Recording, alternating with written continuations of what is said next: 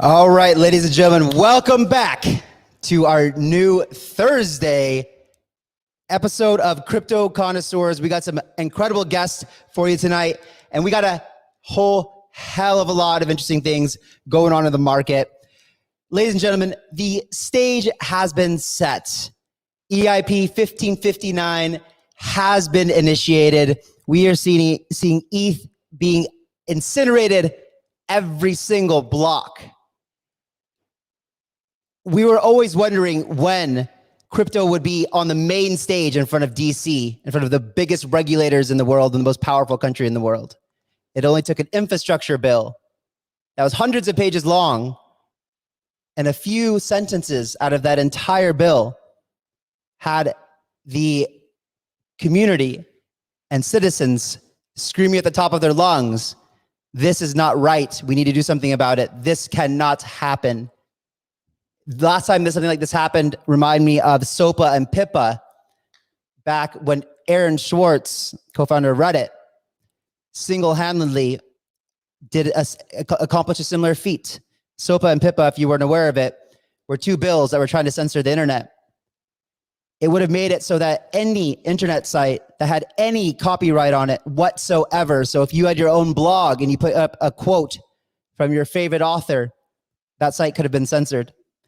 Aaron Swartz realized that this language was hidden, tucked away in a massive bill disguised as something else with the intent from the big corporations to censor our internet.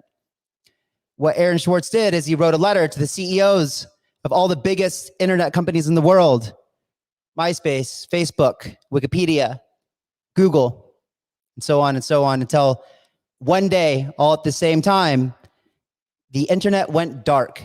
And for 24 hours, every single major website in the entire world went dark in protest for this bill, and SOPA and PIPA were smashed and annihilated. That was a big event. It saved the openness of our internet. This infrastructure bill could have had a catastrophic event for cryptocurrency and innovation in the United States of America. What it would have done is it would have forced all innovation to flee from the States, like I did before, because it would have been too dangerous to innovate within the United States. It definitely would have put the United States in a death spiral. Now we're on hold. We will see what happened. Bitcoin smashed through the 200-day moving average. Institutions are piling in at a faster rate than ever. Every single day on the news, we hear about Bitcoin and cryptocurrency.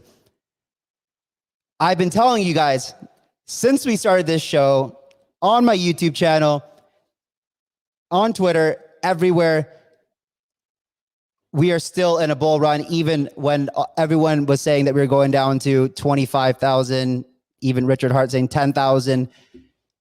Doesn't make any sense. There's too much going on right now. There's too much. It's too late. I believe that this first part of the bull run was just a tiny little foresight into what's about to happen. I think that we are potentially coming into a massive super cycle that you would not even believe. We already know that Bitcoin is a far better store of value than gold. It outpaces it on every single metric that we define as a store of value. Over the last 10 years, over the last 10 years, gold has actually decreased in value over the last 10 years. When Bitcoin has appreciated something ridiculous, I don't even know the numbers, but it's like 83,000% or something like that, versus gold in a negative in the past 10 years. We've seen gold continue to slide down. We've seen the US dollar and other fiat currencies continue to inflate at a rate that makes your spending power drop so fast. Pretty soon, Americans are going to be running the second they get their paycheck to spend it so they can put some food on their table. You might think that's crazy right now, but how do you think it's going to stop? There's no way to stop it. Right now, with all kinds of craziness happening around the world, and new variants of this and that happening, and people not being allowed to do things, go back to work, it is a crazy thing. So everything to me seems perfectly set up for a super cycle. But we have to ask ourselves, are we ready for that? We just saw the largest hack. Everything I see says the largest hack in DeFi history. I Googled it the other day to see what was the largest hack in history. And the financial hack, I actually don't know. This might be the largest financial hack ever. I mean, usually when it happens with banks and things like that, they're able to recoup a lot of the money. Nonetheless, we have so much going on, and I will bring on the guest in just a second. We have Ronnie, we got Scott Melker, aka Wolf of All Streets. We got James, stock guru, who I've been telling for a long time, man, stop doing TA on those stocks and gotta get into crypto. And I've been watching his content lately, man. It is a lot of crypto. So let's bring them in. And as we all know, there's a lot to be excited about right now. You know, obviously mind-blowing facts like Axie Infinity reaching $1 billion in sales. These kind of things are unreal. And NFTs, these JPEGs are blowing past everything right now. I'm blown away. So let's bring in some guests here. Let's bring on Scott. Scott, how's it going, buddy? Great. Great, man. How are you? Yeah, man, I'm doing well. Scott, what are you most excited about right now, man? What are you what's on your plate? Well, I mean, I'm definitely excited about EIP 1559, as you said, but to me, it's a much longer term event and not something that is compelling for me for immediate price. But more than anything, you know, I'm one of the people who has viewed, I think, the infrastructure bill as massively bullish. Everybody has these bearish takes on it, but sort of as you touched on in the introduction, I think this is the single greatest advertisement we've ever seen for Bitcoin and crypto, and it was completely free. Right? Mm-hmm. Like nobody expected it. It's an infrastructure bill, 2,700 pages, over $1 trillion. And cryptocurrency froze it for 3 or 4 days, which was a one-line provision that was probably written by some aide who had no idea what they were even talking about and would just be slid in as a means of raising taxes, right? And then you take the fact, you can't lose the irony of the fact that like trillions of dollars are going to be printed out of thin air here. And they're talking about Bitcoin, which is a hedge against that exact behavior in the same bill, right? Yeah. So for me, I mean, everybody in this community tends to get so up in arms and like we get extremely hyperbolic. We get worked up about things and what a big deal. It kills cryptocurrency in the United States. No, it doesn't. Even if the worst version of this bill was enacted, it would be in 2023. Do you know what 2 more years looks like in the crypto industry? We could literally be mining like asteroids for coins we've never even heard of in 2 years, the velocity of this industry. And we're worried about one line in a bill that probably was written by someone who didn't even understand what was going on. And by the way, just because it's written that way doesn't mean that the government intends to go after every miner and try to find KYC on their customers, right? It's just a poorly written sentence. That's it. And now it's on the national stage. It'll be fixed in the House. To me, it is a non-issue. It's just a massively bullish event that has the entire world talking about us. Yep. It is exactly how I feel, man. But like you said, the most important thing, in my opinion, was that advertising we got from it. Yeah. Ronnie, what's happening, man? How's it going? Yeah, I'm fine. Thank you very much. Thank you for having me. Best regards here from Bogota, Colombia. And yeah, I absolutely agree with Scott that it will not have any negative effect. And you know, always, if there is any tiny bad notice, report about anything, information. So normally the market, or there are people that is breeding fat and the market goes down, and now nobody cares even about this, you know. And we have to take into account as well that all the senators, they agreed about this. There was one senator only from Arkansas, I think he was, and he disagreed because he made a proposal about spending for national security, buying arms, basically. And another senator said, "Oh no, this I don't like this." And because of this, he said, "Oh no, I will not approve this." Okay, so all of them they agreed. So I don't think that there will be any big issue about it. And yeah, you know, crypto is international, it's worldwide. Yeah, the US, they play a big role in this. There are a lot of investment coming from this side, but I think there will be no problem. So Ronnie, what do you? I mean, what's exciting to you? But what are you looking at right now? What do you? What's on your radar? I'm agreeing with you. Axie Infinity that opened my eyes and say, hey, wow, what's going on here? So I would start a new channel, a gaming channel. I already I'm looking for people that are playing. I'm giving scholarships for Axie Infinity, and I will go more deeper into this stuff. So yeah, I will focus on the NFT, on the gaming sector, because you must know there are 2.5 billion people in the world. They are gaming. 2.5 billion. We are 8 billion people in the world. 2.5 are in gaming. So that's a huge market, and I'm very, very excited. And after all, Ethereum, that's absolutely, you know. So now the world is understanding, okay, there is something deflationary, another deflationary asset that is already long on the market. There are so billions and billions locked up in Ethereum. So yeah, I'm really excited about it. Cool, man. Yeah, me too, man. And how about, so Ronnie, you said you were doing the scholarships for Axie. Is that what you're doing? Yeah, So I started with one scholarship. Are you part of Yield Guild, or are you doing it on your own? No, you can just buy the access. Okay, you buy the access from Axie Infinity. I bought for one guy here from Mexico, because you have to understand, he's from so many people. I'm in Mexico, Colombia, Latin America, and there are people, they work a whole month, every single day. Wake up in the morning, come back home, and the night tired, and they make $200 a month. So if you tell somebody, hey, you can make $30 a day playing a video game, so they go crazy, you know. So, and I would start to focus on this, and I'm sure I can also help a lot of people here to make money in a kind that they was never thinking about it, you know.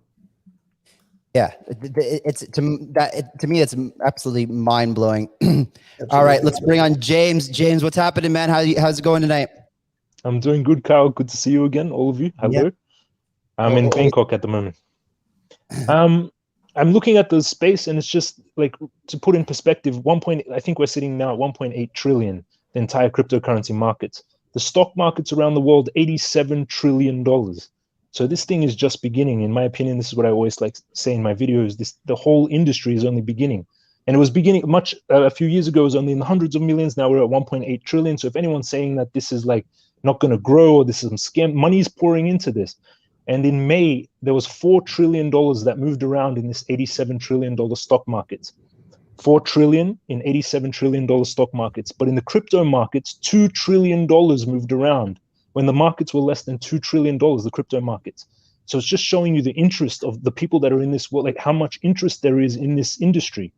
87 trillion stock markets, $4 trillion, $2 trillion crypto markets, $2 trillion moved around in a month. So money is not going, what I've been noticing is a lot of money is pulling out of the stock markets, or not even going into the stock markets and coming into the crypto markets. And in the long run, the crypto markets, like blockchain technology, it's all the stock market, no one wants 8 hours per day trading Monday to Friday, not owning their assets. Everyone wants to be 24/7, being able to trade whatever they want, any stock they want. All these assets are going to move into the blockchain and into the crypto space. Stock markets will use this technology. So exactly, beginning. Yeah, exactly. All assets will be digitized for sure. We know that. I mean, everything makes much more sense when you can move, and I mean, you have to adapt to a digital world, right? And you have to be able to use technology that's available to us. I was watching Anthony Pompliano's Best Business Show the other day, and he was asking his younger brothers, like, yo, who of your friends, has gold, and like none of them, and nobody has gold. Nobody's buying gold. Nobody wants to own any gold. Like, but who of your friends own cryptocurrency? 100%. Right. So like, as we start to move into it, this is just an obvious move, right? We all want to be on the latest, greatest, and best things. And these digital assets, what we have learned with how to use encryption to identify unique assets. And with transparent, immutable ledgers, we were able to kind of improve the entire system, and it's an obvious move in the direction that we're going. So, guys, I have something really exciting for like everyone who's watching. I just want to remind everybody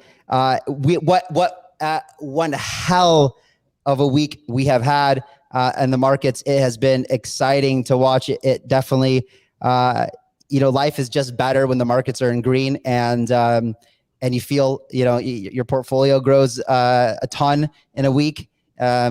You just have kind of more pep in your step. Well, I think last show, our giveaway, we have this, if you guys are new here, first of all, if you guys aren't subscribed, make sure you subscribe, because that's the only way to get involved in what we're doing here. And make sure you smash up the likes.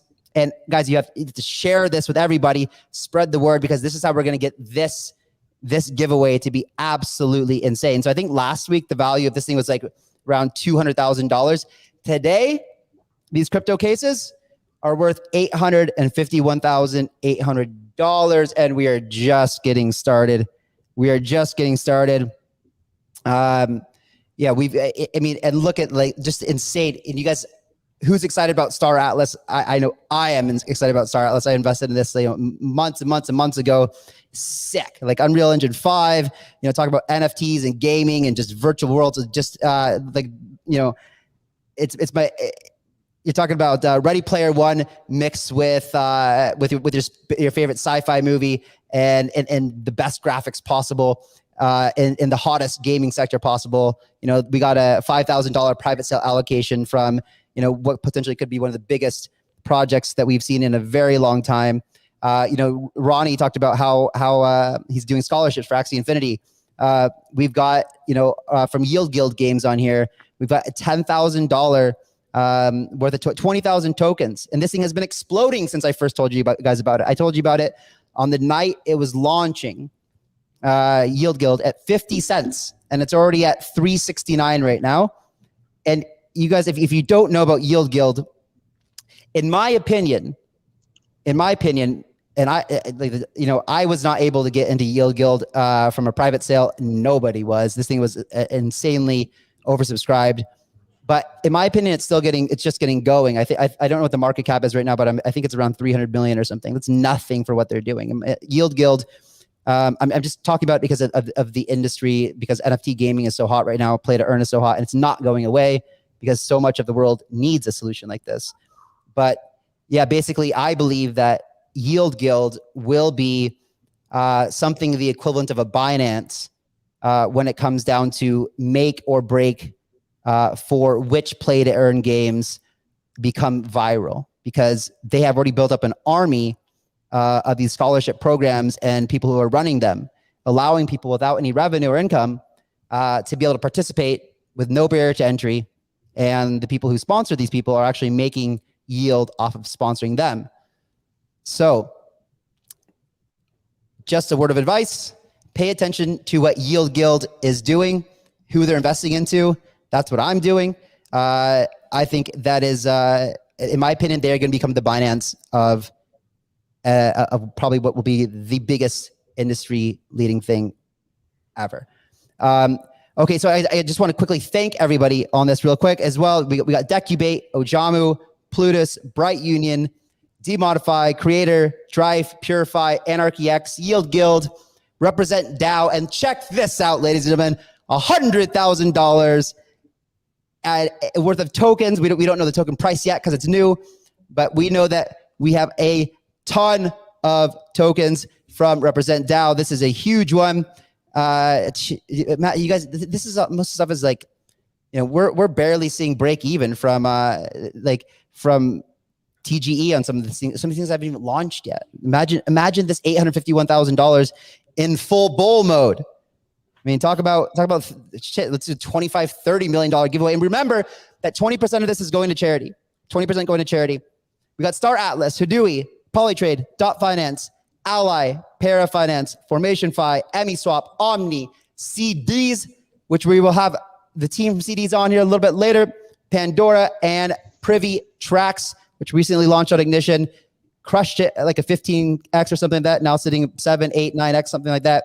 Anyway, guys, I'm excited about that because my goal was to get to $1 million, and we're nowhere near that. Nowhere near being done with this. So let me figure out how to take this thing off my screen. Here we go. Okay. All right, guys. So Ethereum 2.0.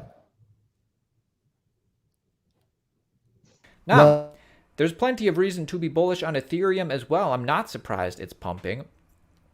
Ethereum's tokenomics are great. They changed their monetary policy. So now as there's more demand on the network, supply is getting burnt, and we're almost at 20,000 cumulative ETH. This is millions and millions of dollars worth of ETH. And it's because of the success like OpenSea, the largest NFT platform, decentralized exchanges, Uniswap, play to earn games, also NFT related, Axie Infinity, stablecoins, Tether, and just everything going on in the ETH ecosystem together. Let's drill down on the most successful play to earn game thus far. Axie Infinity becomes Ethereum's first NFT game to hit 1 billion in sales. My friends, what is happening with Axie Infinity has truly gone viral this summer. Almost a fifth of Axie Infinity's sales took place in the past week, and 3 quarters concluded in the past month. Axie Infinity is the first NFT game to surpass 1 billion in sales. All right, guys. And I don't know if you guys have seen this website, ultrasound.money, but this is giving you a real live tracking and leaderboard of which applications or protocols are burning the most ETH. And this is extremely interesting. We've got right now, on average, 3.2 ETH being burnt every single minute. And guys, our volume right now is on average 5 times lower than it was before we had the crash in May. The transaction volume is on average 5 times lower. So we potentially could be burning 15, 20 ETH as we go into a much more bullish with much more trading volume. But I just wanted to show you guys this site and to just check out this leaderboard here of who is burning the most. OpenSea, of course, NFTs are just insane. I have never seen so many people talk about NFTs ever. But they're responsible for the majority in the last 24 hours of the ETH burn, followed by Uniswap. Guys, tell me, what do you think about this deflationary? I know, Scott, you were talking about it's going to take a while before we actually see this effect. I know that there are stages in which this happens. We still have proof of work. Which means we still have about 4% inflation per year. So can you maybe tell us a little bit about how this whole thing takes place as far as the whole transition into Ethereum 2.0 and when it potentially could be deflationary and how that happens? I mean, in my opinion, this is the very, very beginning of a very long process, and fundamental changes are not worth trading on in the immediate. I think that if you're a long-term investor in Ethereum, this gives you more confidence to continue buying, obviously, and to look at what might happen in 2-3 years. I mean, for me, the way that I invest in assets, I'm looking at them as savings accounts for my children. So I think I have a different sort of view than most people in crypto who are looking for that 10 or 100x in a week or a month, which, by the way, is great with a very small percentage of your portfolio if it does happen.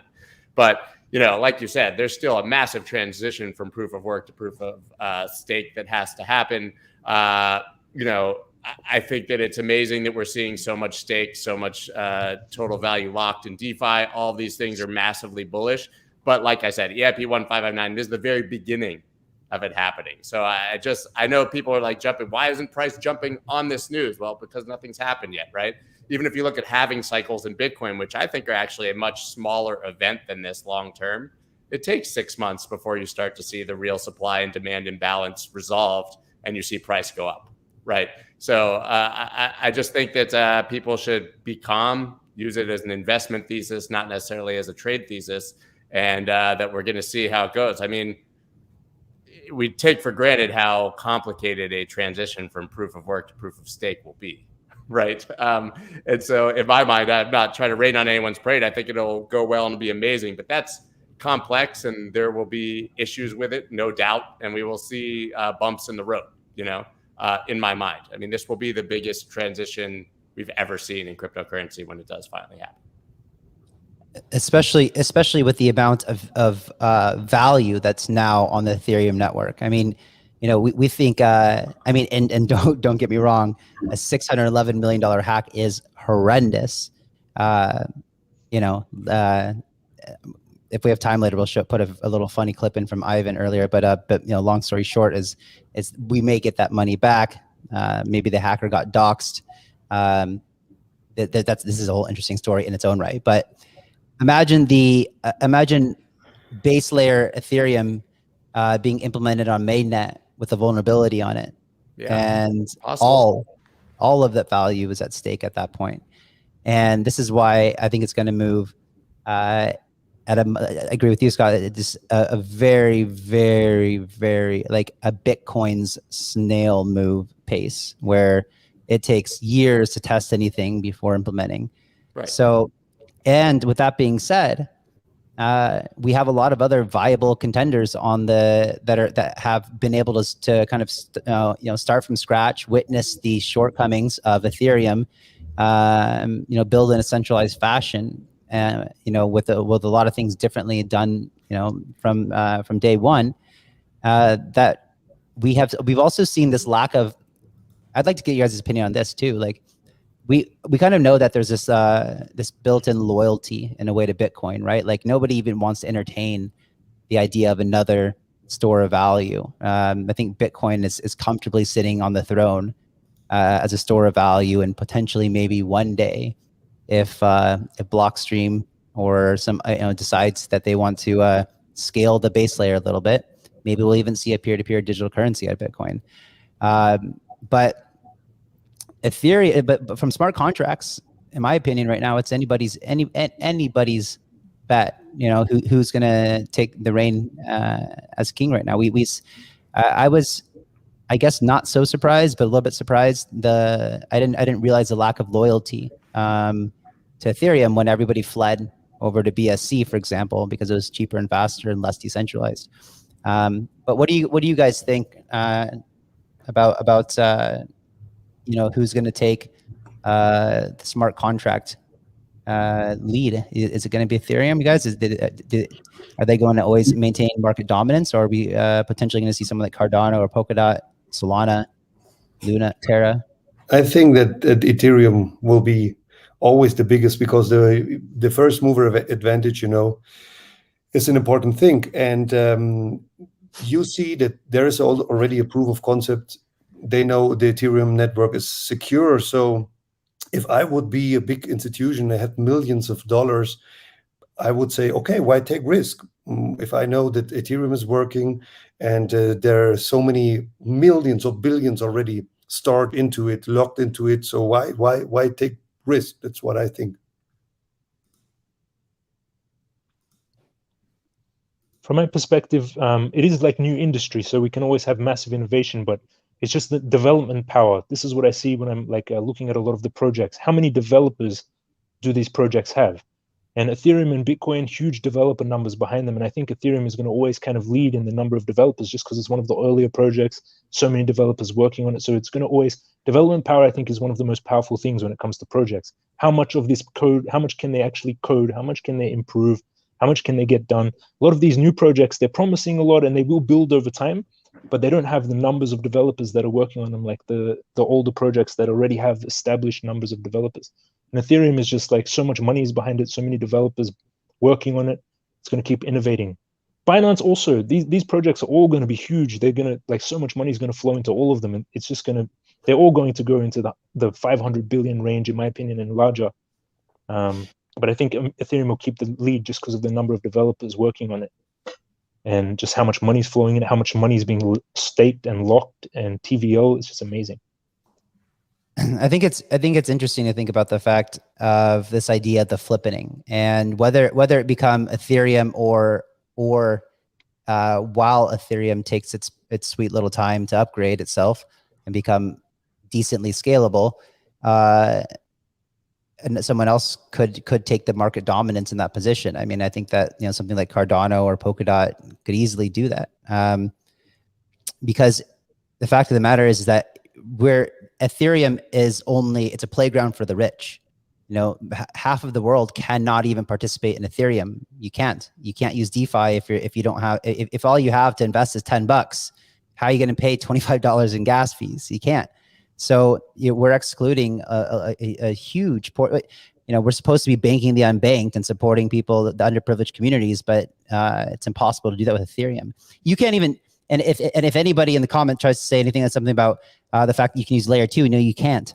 You cannot use layer 2 because first of all, you need to get on layer 1 and you need to you need to write to layer 1 to get your coin onto layer 2. And then once you're on layer 2, it's really cheap. But if you want to get back to mainnet, so you can store it in cold storage or something like that, you got to put it back on mainnet, which is another mainnet transaction fee. So it's unusable for half of the world, and it's actually the half that needs it the most. With that being said, if what Scott thinks and what I think, as far as the time it takes to go to market to scale, look how quickly the development world scaled up on Solidity. Everybody knows Solidity now, right? Solidity developers used to cost $250,000 a year starting. Now you can get them for $40,000, $50,000 a year. And Rust developers, trust me, we've been looking for one for a long time, looking for them for a long time. Finally found some, but they are super expensive as well. And but it took about two and a half years to have an abundant amount of Solidity developers. And every time I meet anybody or talk to anyone who's looking for anything to do, I said, become a Rust developer. You're going to make $250,000, $300,000 a year starting, and you'll be able to have, work with whatever kind of company culture you want to. So we know that Solana, Terra, Polkadot all use Rust as language. So one thing to consider is that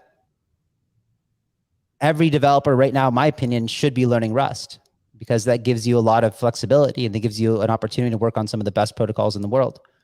And if it does take Ethereum 3 years to actually start sharding and have a scalable solution where fees are sensible, that gives a lot of time for people to have left the Ethereum ecosystem, get comfortable in a new ecosystem. And if that ecosystem is working well, why would you go back to Ethereum? Just because you used to be there one day, you feel bad, you feel emotionally connected to it, you're not going to have any type of connection to it, right? You're going to be good where you're at. So I'm not so sure about Ethereum's future. I do agree, Ronnie, that the first mover advantage has a huge benefit, but you also look at something like Facebook, right? It was a second mover advantage after, well, not really, but kind of technically it was the second mover as far as big networks. And it was able to look at MySpace where it lacked, learn from it, and completely annihilate it. Maybe that is true with one of these other second layer protocols.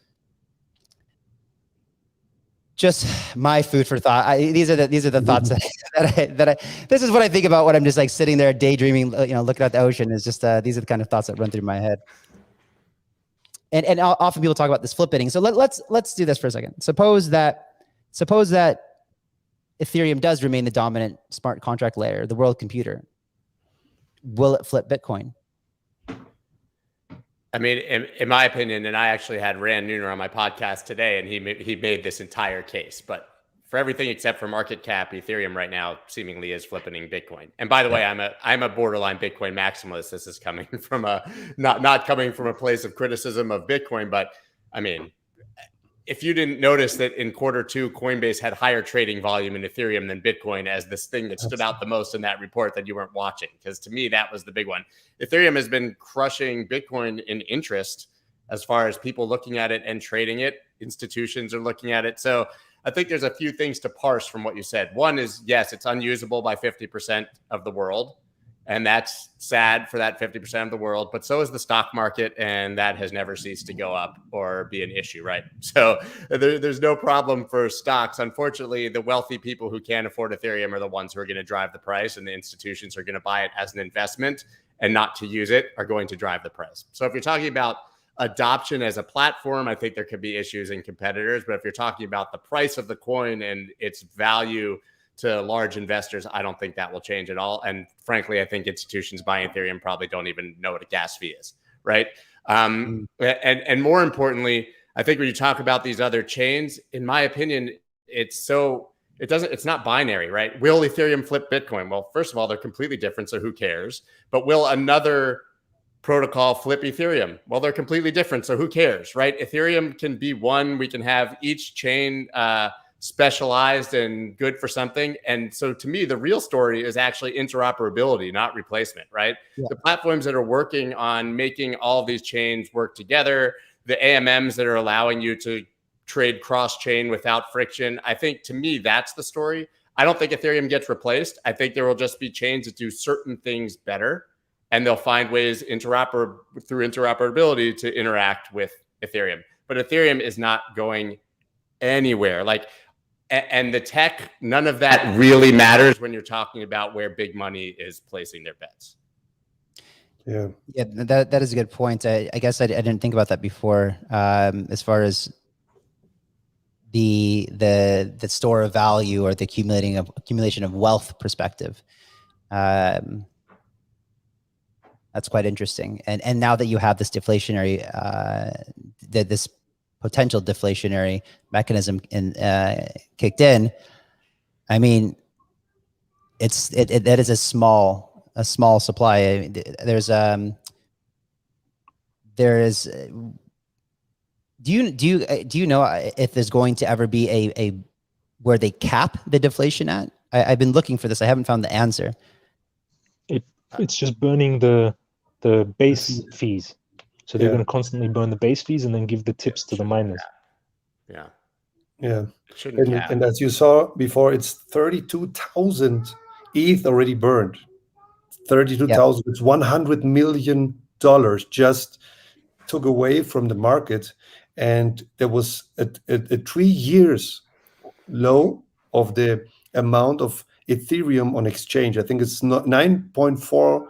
Ethereum is only now deposited in centralized exchange. Imagine this. So you see the market is responding, and Ethereum took over the market cap of MasterCard. We are talking about one of the biggest company in the financial sector in the world. So imagine 3 years ago, they all was laughing at us, and now they took over the market cap of MasterCard. So you see the institutional interest is very high. As Scott said, in Coinbase, the last quarter, there was trading 36%. The volume was 36%.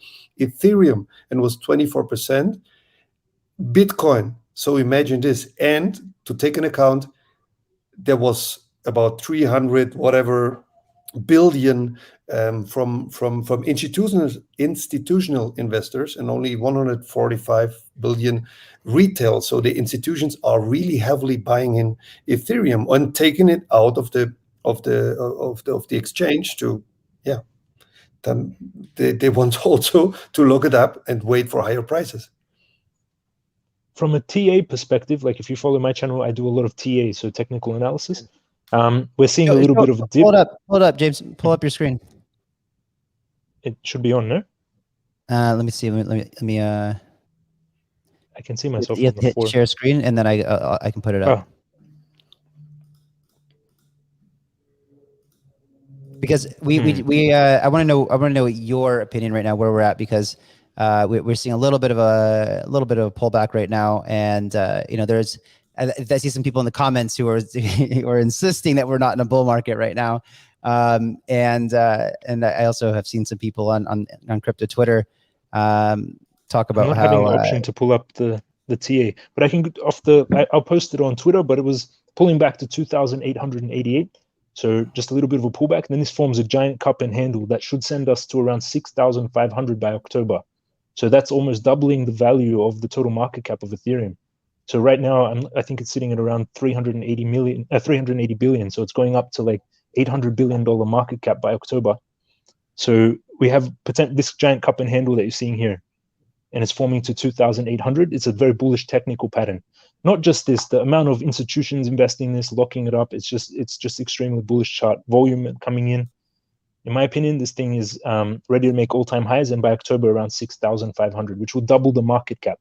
So it's already coming close to the market cap of Bitcoin, but Bitcoin could also be going up during that time also. So we don't know if it flips it, but on TA wise, Ethereum is looking very, very bullish for almost doubling in market cap by October in my technical predictions, which is awesome. And if you followed my channel, I did predict the drop before it happened. So selling out of all cryptos around 55,000 on Bitcoin. Then I was rebuying a lot of the bottom for Bitcoin and cryptos, Ethereum around the $29,000 mark. So it's I'm pretty good at the TA. And let's see, October, it's never 100% accurate, but I'm expecting it to double in market cap by around October. So it's a lot of good money for us. Very good. It's definitely never 100% accurate. That's for sure. But I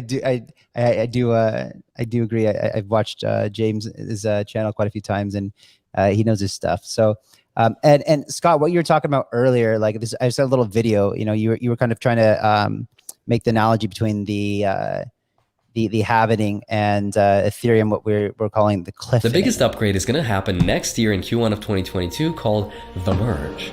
And this is where we're going to go from Ethereum 1 to Ethereum 2, proof of work to proof of stake. When this happens, we're also going to get what's called the cliffening, which is similar to how in Bitcoin we have the halving. This happens every 4 years, where the block reward gets cut in half. So we reduce the rate of supply creation by about 50%. Now, when this happens for Ethereum though, we're going to reduce the rate of supply creation by 90%. That is massive. Now, past results don't guarantee future performance, but we can sort of model this based on the London hard fork upgrade and say that if Ethereum increased by 32% after the fork upgrade, or around that same time period, we could also safely somewhat assume that maybe Ethereum could increase by as much as 90% in anticipation of the cliffening, and Ethereum's price could go up by as much as 90%. And so you got basically it falling off a cliff. Yeah, it makes Or sense. rocketing up. Do you really believe it'll happen at that time? I don't know. Yeah, that I mean the timeline. Who the hell knows, right? Ethereum 2.0 is supposed to happen for like years already. Yeah.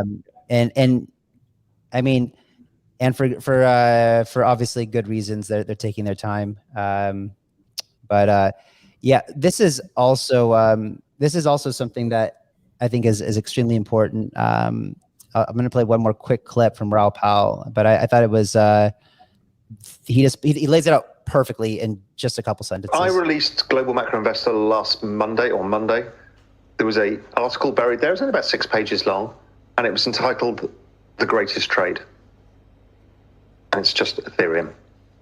I think it's a better setup in Ethereum. Well, it certainly was by Monday, but it still remains than March 2020 was for Bitcoin. The Ethereum that is in free float is falling every day. And now we've just got the 1559 token out of the way. Most people are going to start staking the ETH that they hold. And there is no ETH available. And demand is going exponential. Exponential demand meets fixed supply equals exponential price rise. One of the best setups I've ever seen.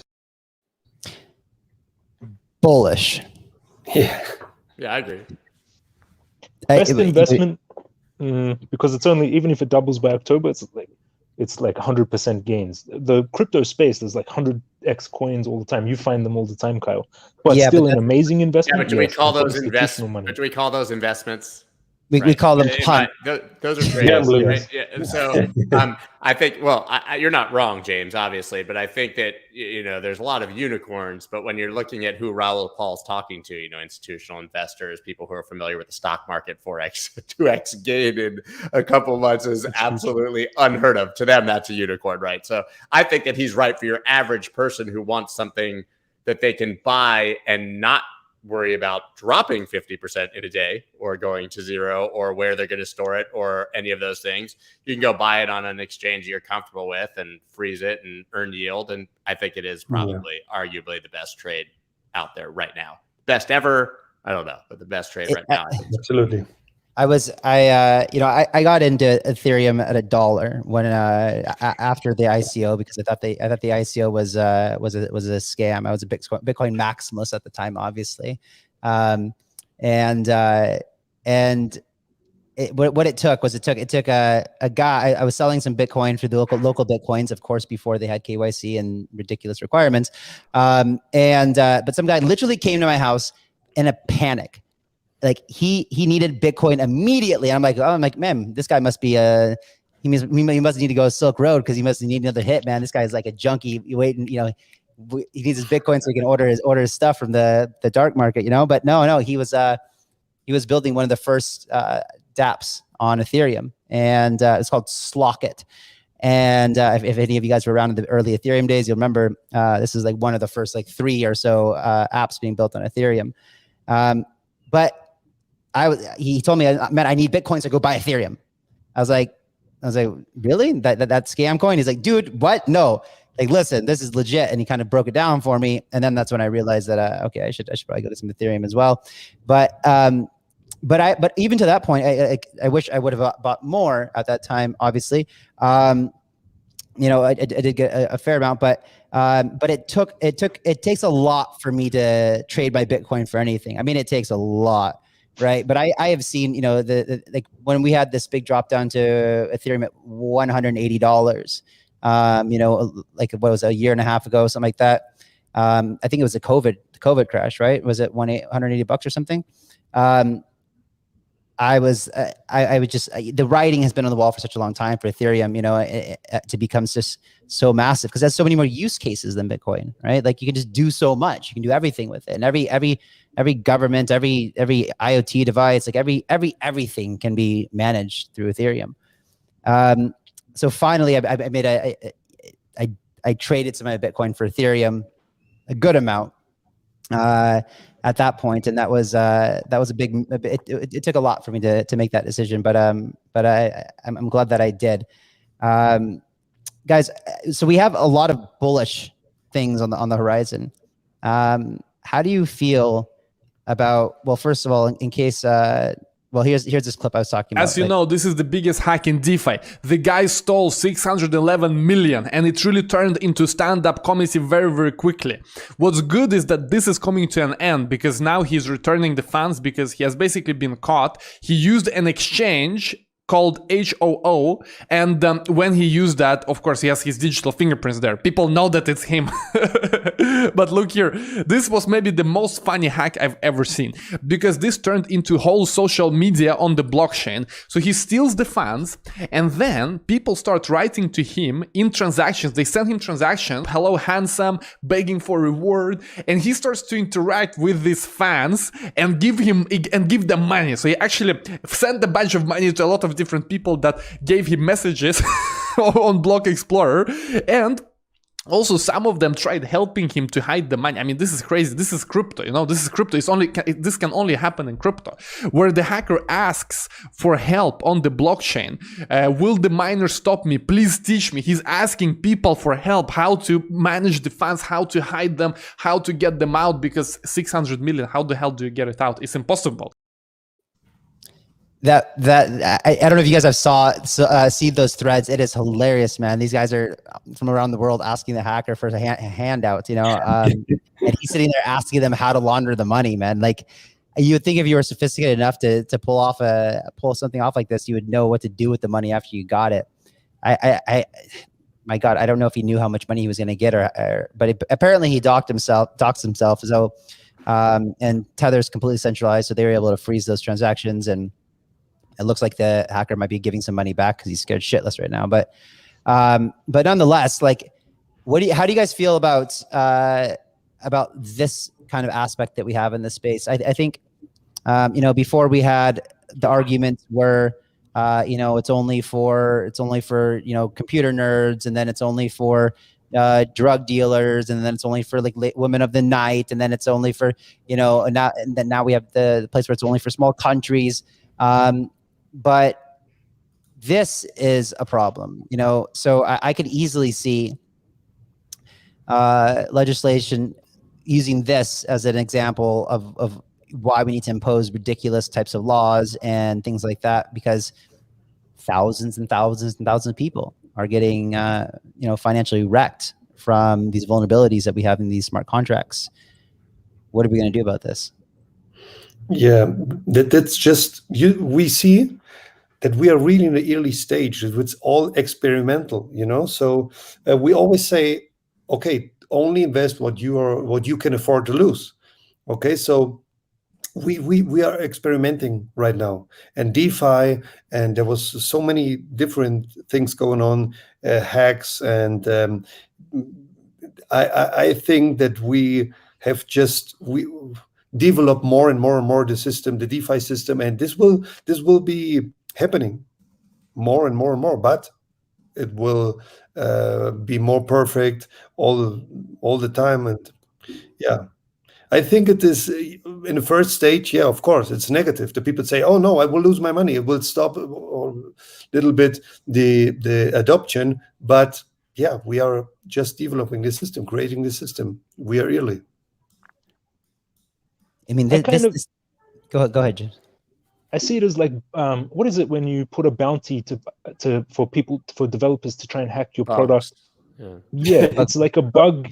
I see it as just a really, really expensive or really high value bug exploit find. And because this is the wild, wild west, it is like just building this technology. So much money is flooding into it. That's it. It's kind of just very high bug bounties. So I didn't see it as a hack because he actually exploited the smart contract. He found a way through the smart contract. He didn't really hack their service, like find out any of their private keys, or he just like exploited a bug to take this money. So it's just one of the world's biggest bug finds, kind of, in my opinion. And this is going to be kind of normal in the beginning while this technology is adapting and building, and so much money is going to fly in it. And I don't think they're going to stifle innovation here.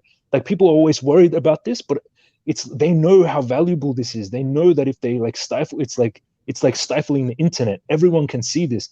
And cryptocurrency is kind of it's protected by politicians because it's self-protecting. So many people have crypto, so many people have Bitcoin, that if a politician speaks out against Bitcoin or crypto, they just get like annihilated in the media and Twitter and in the internet. So it's like, it's self-protecting itself. It's quite amazing what's happening in this space. It's unbelievable. Scott, you have to dip out, man? I do, as soon as possible, man. Thank you so much for having me do this. My thoughts on it are the same as them. It's just super early, and that's why you don't go all in on any of these things, and that's why we talk about, Bitcoin and Ethereum. Why Raoul Pal can say Ethereum's the best trade, because one of these could be the best trade until your funds evaporate, right? So yeah. I'm not saying avoid them. I'm just saying take appropriate risk for appropriate reward. You have to understand that if you think you're going to do a 50x, it's probably 50 times the chance you're going to go to zero as something that is slow and boring. So, dude, thank you so much. You guys are doing amazing, amazing work here. Ronnie, James, pleasure meeting you guys and talking to both of you. Thanks, Scott. Take it easy, buddy. Cheers. Bye-bye. Bye. Bye. All right, guys. So every show we have, we take a second out to appreciate those who have contributed toward this massive giveaway that is now almost worth $1 million.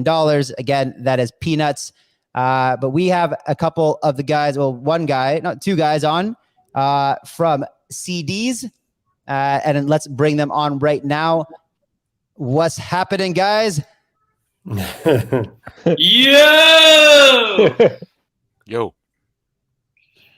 What's we going are on? The DJs of DeFi. Guys, good to have you here, and thank you for participating in the Crypto Cases giveaway.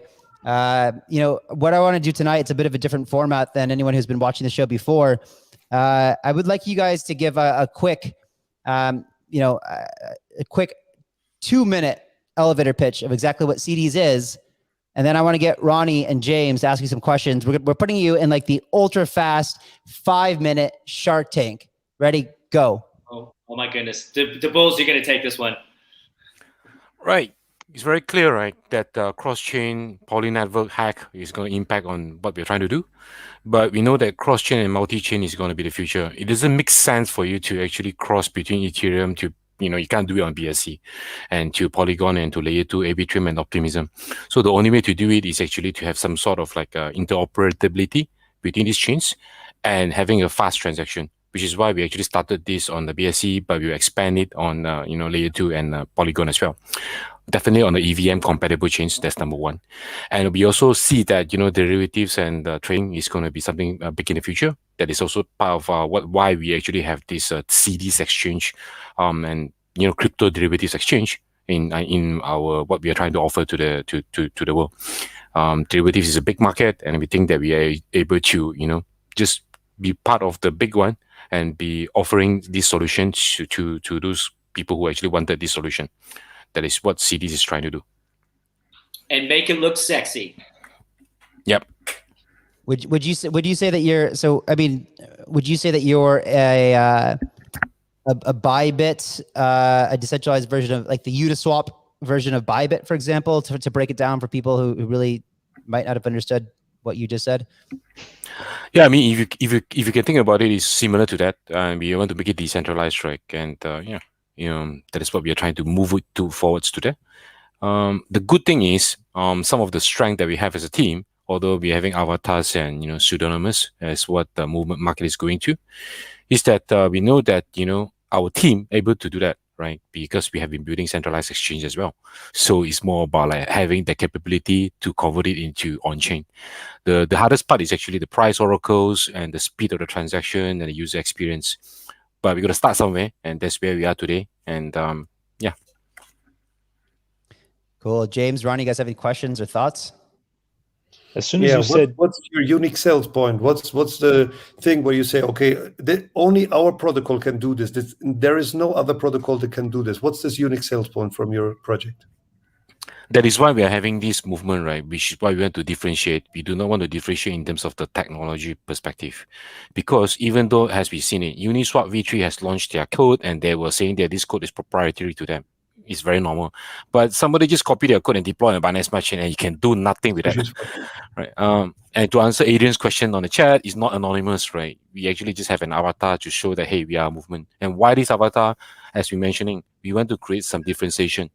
So that is what we are trying to, using this angle to reach out to the consumer and say that, hey, we are actually real.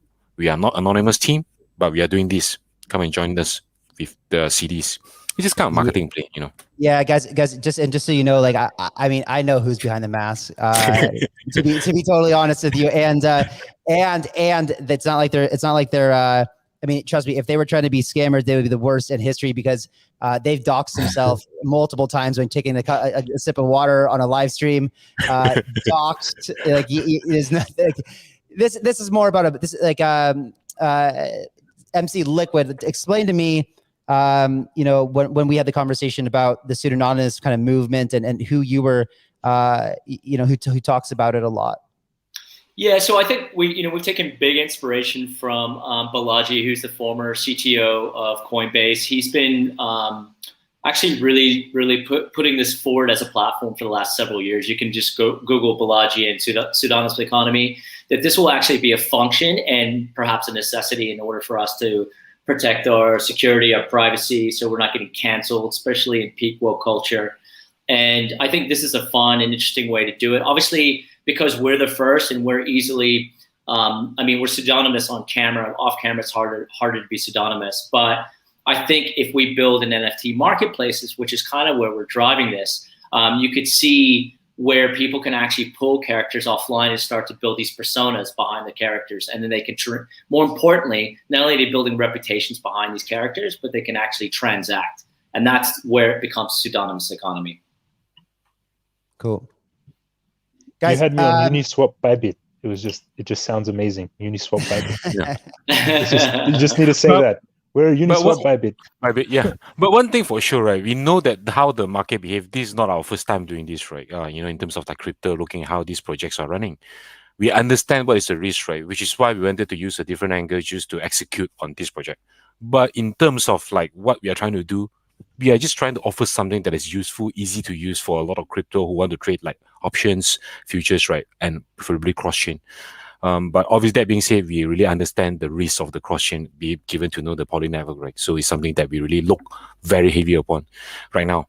Which is why we want to focus on launching a BFE first, and then we try to be on one platform first, offering these kind of options trading, swaps, aggregation, and as we discussed MC Liquid, perhaps even offering some NFT, right? If you were to stake your NFT, then you're able to get participation from the fees buyback and stuff. So we understand how to build this, but if you were to offer it and say that, hey, we are better than Uniswap, right? I mean, how many teams are there in the world that actually have 15 developers and 30 developers that offer that kind of volume? So it takes a very arrogant team to say that they are able to beat Uniswap. But can we compete? Yes. The only way to do that is that we're trying to come up with something different, something variable, DJs, CDs, just to offer to the market and say that, hey, join us, join this movement, be part of this community, be part of this movement, and we will actually be part of the family. That's what we are trying to do. Cool. Okay. I think you guys should do a giveaway to some of these subscribers on the channel. They love the avatars, and I know you guys made one for me. I don't have my Snap camera up and ready, but yeah, I think you should do it. So maybe we'll talk about that in the paid community. Kyle, you're in the Shark Tank, like in the Shark Tank. Okay, I will invest. Yes. All right. I already did. Okay. Who knows? But yeah, guys, they're gonna, you know. Carl, let me just add three, main points about why we are trying to do this with Carl and paid ignition. It's very simple. To pass through paid ignitions, in terms of like due diligence, right? It's not easy. It's not like something, hey, we are anonymous team. No, they will not give us their face, right? And we do this almost at the wrong time as well because of the bear market, but we adjust it. Three main important ingredient, right? Our initial market cap is only 99,000. There's only like the whole pre-sale and public sale combined together is only 900,000 in terms of money raised. But we already have captured more than 2 million TVL in our pre-TGE launch pool. It's real money stick into the platform worth 2 million almost. And we only raised 900,000 at 99,000 market cap initially. So why do we want to do that? We know that the retail and a lot of investors will like to sell and get some profit. We know that, but in order to protect a lot of the retail buyers in investing through this public platform, we do not want people to dump on the market and dump to the retails, right? Which is why we wanted to make sure that we want to pass through this stage with Carl paid ignition. Yeah, guys, thank you so much for coming on. I would say good luck on the IDO, but I know you don't need it because the use case is obvious. We've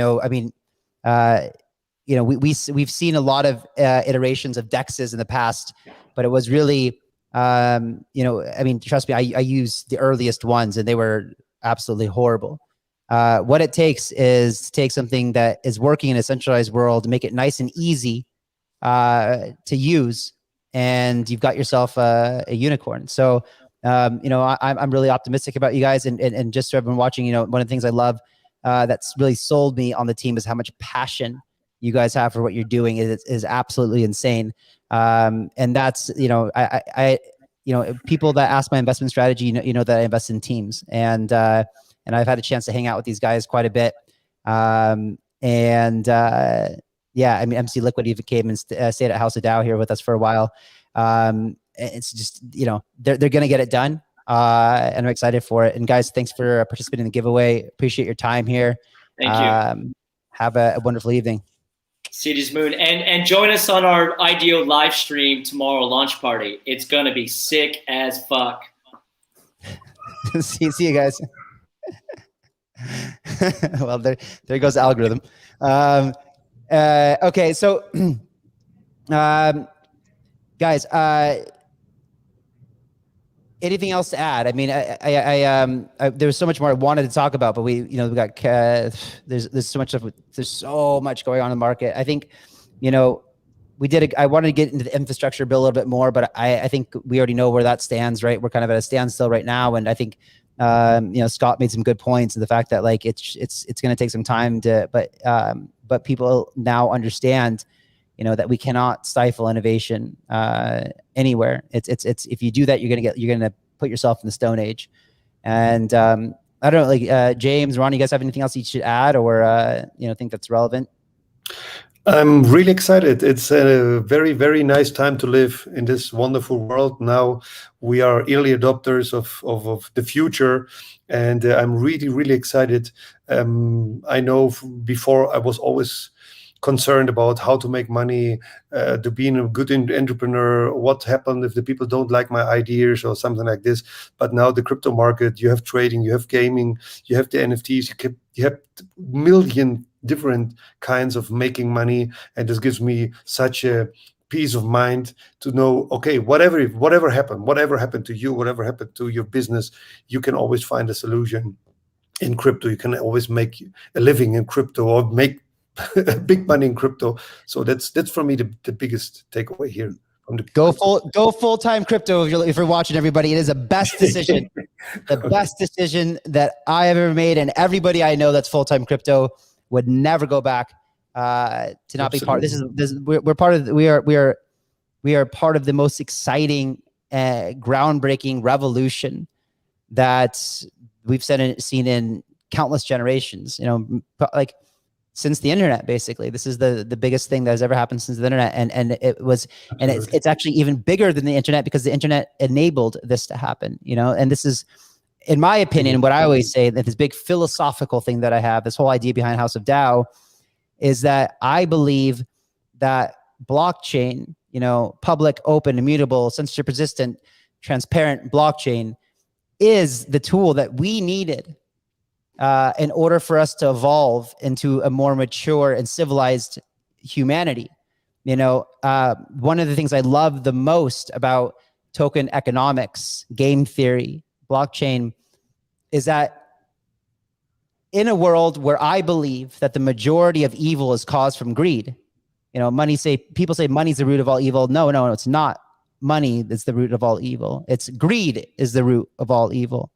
Unless you're absolutely just a mental psychopath, right? But other than that, if you really think about it, greed is the root of all evil. And what is beautiful about token economics is you can be greedy. In fact, it was built with inherent self-greed in mind, because if you want to make more money in an ecosystem, you need to be a better participant, and you need to act right, and you need to not be a bad actor, and you need to secure the infrastructure. You need to dedicate resources toward it, and then you make more money. And so what's good for you is good for everybody. And if we can adopt these decentralized systems into the world, we will have removed the ability for greed to be used as evil, but greed to be used for good. And that, my friends, is a massive paradigm shift. Absolutely. And from my experience, just anytime you get into crypto, it's like money grows from, you put money into crypto and you just keep having more money than you put in and that you spend. It's like seems like a world that just keeps giving you, with like the crypto space is just growing so quickly and so much money pouring into it. This is like revolutionary. As you said, thousands of years we've been controlled by a select group, a government, a king, a dictator, the Fed. This is the first time in human history. It's like no one is like controlling our money. It's public. It's amazing what's happening in this space, and it's really the world's biggest revolution. And it's at the right time. Everyone locked in their houses during COVID, and this technology comes in where it's just an amazing time. Yeah. All right, guys. And speaking of money, holy hell, just one more time, there's in the description below, guys, there's a link for a GLEAM campaign that will actually, that is one of the ways. There's a lot of different ways we'll pick some winners for these crypto cases. And again, I am getting extremely bullish day by day. Every single week that we put this up, this amount is growing exponentially. And we are getting more and more people that are contributing to this. And the more you guys, trust me, if you're an OG, okay, like, let me just tell you one thing. If you're worried that going out and getting more people to subscribe to this channel will reduce your risk of becoming a winner to win these games, that's not the case. We've been paying attention to those of you who have been participating every week, who are watching, commenting, subscribing, liking. So we know, I realize when you're here, trust me. So go out and get more people, because what it will do is if we raise the awareness, raise the audience here, people will give us more. We will get more crypto cases. We will get higher allocations into the crypto cases. Let's get a 20, 30, $40 million giveaway and put 20% of that into charity. 20% that goes to families in need, to buy them devices where they can go out and play to earn games and use decentralized education protocols. I mean, imagine, a family that has nothing. You put a device in their hand, give them connection to the internet, and all of a sudden they're able to earn a decent wage to feed their family, and they're able to get education for their children. And it costs $20 a family. It's pretty groundbreaking. So, ladies and gentlemen, please go out, spread the word to everybody. Let's blow this channel up. Ronnie, James, thank you guys so much for coming on tonight. Ladies and gentlemen, have a good evening, good afternoon, good day, wherever you are. Thank you so much for tuning in. I will see you next week.